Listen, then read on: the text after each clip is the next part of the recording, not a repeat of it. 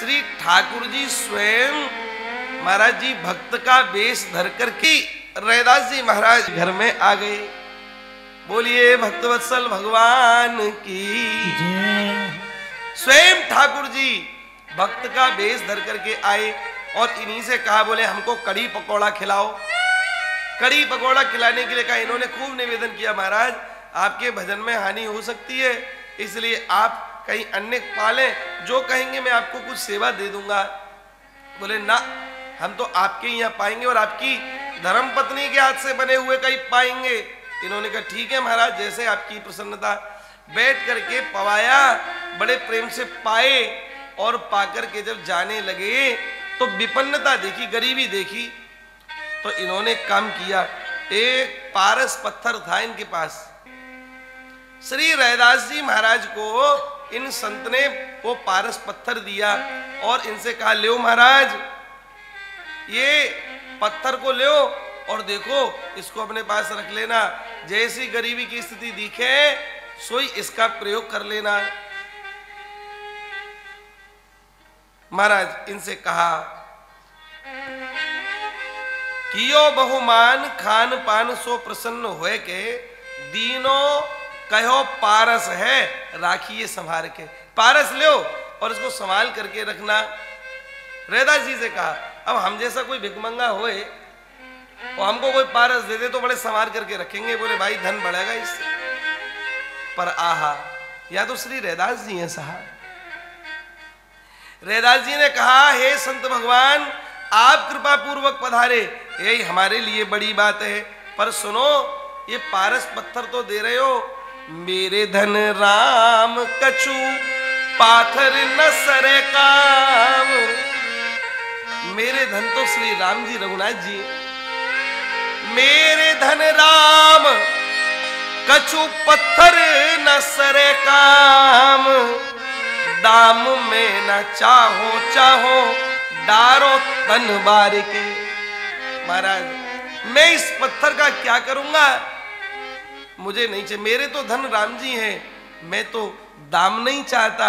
मैं तो ये चाहता हूं मेरे राम के ऊपर मैं अपना तनमन सब कुछ न्योछावर कर दूं।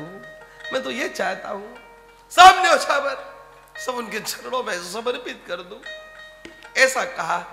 संत भगवान ने कहा, लगता है पारस की महिमा नहीं जानते, इसीलिए ऐसा कह रहे हैं। जब पारस की महिमा जानने लग जाएंगे तो तुरंत पारस मांगेंगे।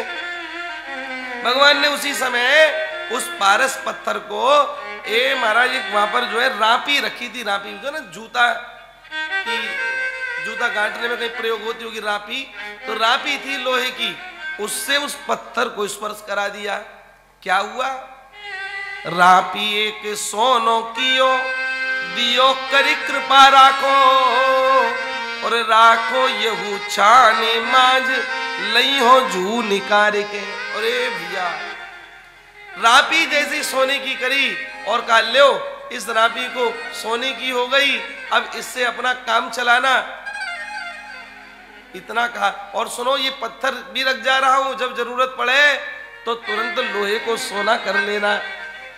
पत्थर को दे करके गए। इन्होंने कहा नहीं नहीं, देखो हमको आवश्यकता नहीं, हमारे धन तो राम जी हैं, पत्थर को आप ही ले जाओ, हमारे पास कोई काम नहीं है। ऐसा जब हाथ जोड़ करके कहा तो इन्होंने कहा, कभी जरूर, अब नहीं जरूरत तो बाद में पड़ सकती है। एक काम करता हूं, मैं इस पारस मणि को तुम्हारी छप्पर में खोस जा रहा हूं। छप्पर के बीच में खोस दिया भगवान ने, ले और जब जरूरत पड़े तो निकाल लेना। इन्होंने हाथ जोड़े, महाराज ठीक। महाराज वह तो छप्पर में खोस गए। अब हुआ क्या, 13 महीना बीत गए। 13 महीना, 13 महीने के बाद में आए फिर श्याम। श्याम स्वयं भगवान आए।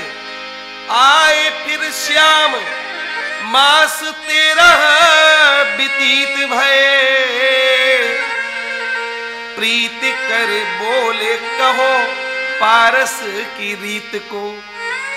ओ रैदास जी, कैसा आनंद आ रहा है। 13 महीना में तो कई कोठियां बना ली होंगी, कई बढ़िया महल बनवा लिए होंगे। कहाँ है, क्या व्यवस्था है। श्री रैदास जी ने हाथ जोड़ के कहा, इन्होंने तो कहा पारस की महिमा बताओ जरा, तेरे महीना में क्या क्या आनंद लिया।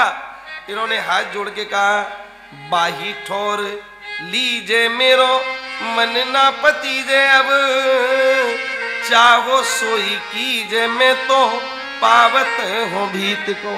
महाराज पारस की महिमा हमको नहीं पता, आप जहां रख गए थे आप देख लीजिए, हो सकता है वहीं रखा होगा। महाराज एकदम ठाकुर जी ने ऊपर निगाह करी छप्पर की ओर, जिस अवस्था में जैसा वह खोस करके गए थे वैसा का वैसा वहीं रखा हुआ है, वही फंसा हुआ है पारस पत्थर। भगवान को अत्यंत आश्चर्य हुआ, वाह, धन के प्रति ऐसी अरुचि ये देखने को प्राप्त नहीं होती है। धन्य है, धन्य है